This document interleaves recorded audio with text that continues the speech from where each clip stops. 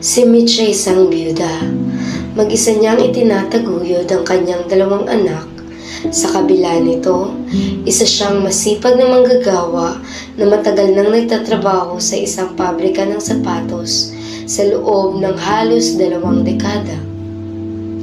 Sa kanyang mga kamay na pinag-ukitan ng panahon at pawis, siya ay naging mahusay na trabahador.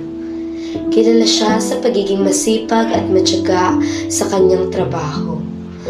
At pinahalagahan ng mga kasamahan ang kanyang karanasan at kaalaman sa industriya.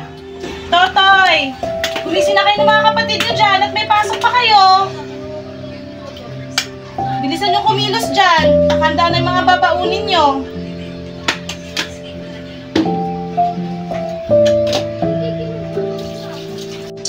Totoy, ano ba? Pakigisang mo ng mga kapatid mo. At malilate na kayo sa school. Kailangan ko na din pumasok sa pabrika.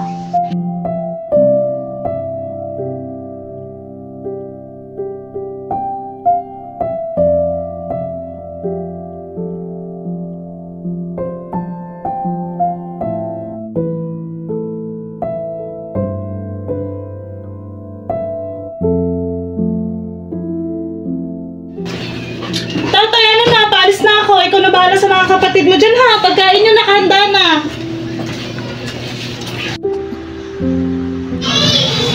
Ngunit isang araw, nagbago ang takbo ng kanyang buhay. Nang bigla na lamang siyang makatanggap ng mensahe mula sa kumpanya ng kanyang pinapasukan. Umano ay kabilang siya sa grupo ng mga trabahador na matatanggal.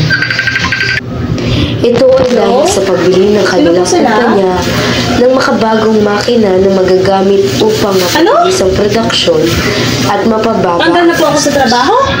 Napilitang magbawas ng empleyado ang kumpanya. Kinailangan na tanggalin si Mitch kasama ang ilang mga matagal ng empleyado.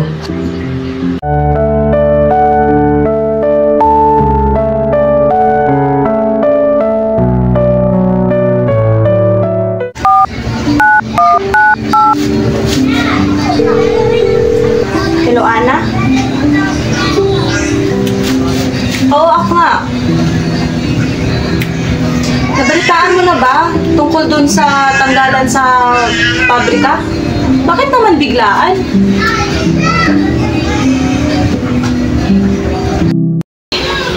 Nagbigay lang ng huling sahod yun ah.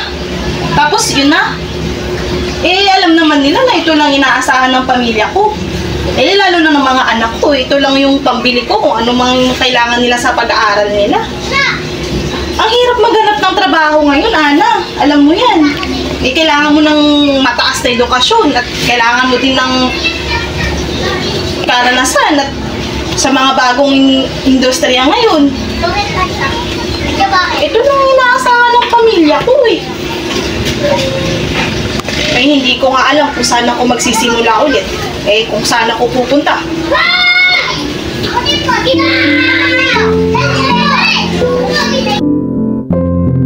Hanggang ngayon ay hindi pa rin siya makapaniwala sa nalaman. Ilang dekada ng kanyang buhay ay naitutok sa trabahong ito. At bigla na lamang itong mawawala. Minsan ay hindi siya naging pabaya sa trabaho. Tunay na masipag siya dahil labis ang pagpapahalaga sa kanyang trabaho. Lalo at ito ang tanging pinagkukuhanan ng patustos ng kanilang pamilya. Nararamdaman niya ang bigat ng pagkawala ng kanyang trabaho. Hindi lamang sa aspeto ng kabuhayan, kundi pati na rin sa kanyang damdamin.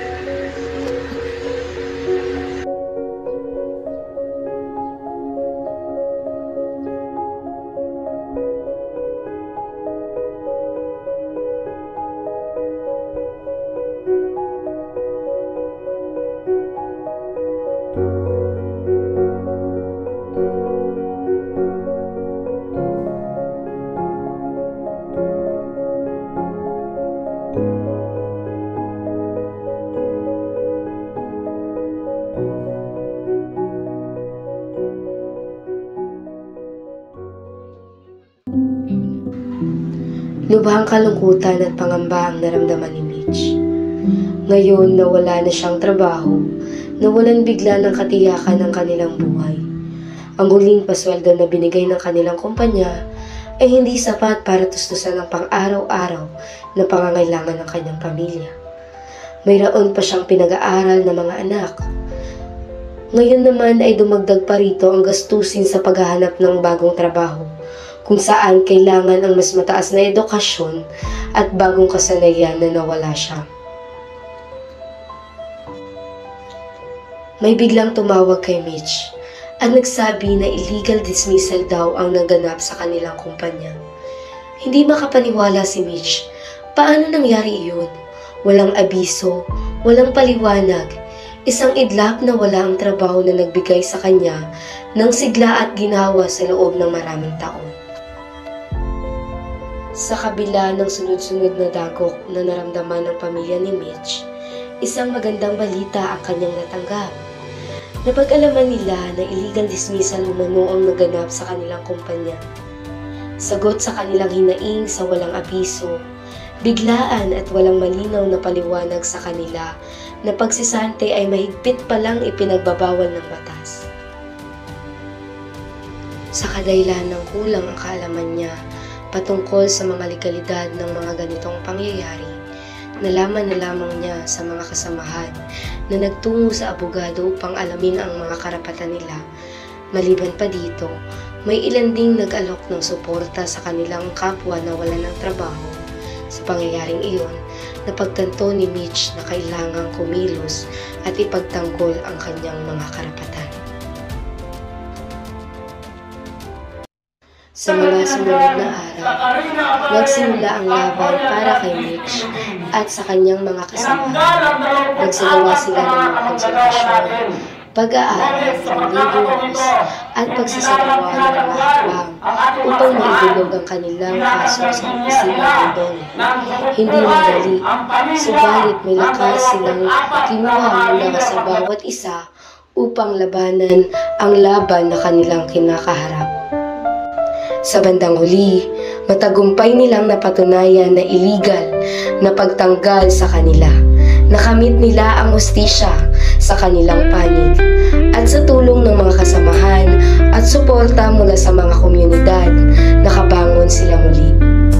Naibigay sa kanila ang mga nararapat na separation pay, bagamat naging matinding pagsubok ito para kay Mitch at sa kanilang mga kasamahan.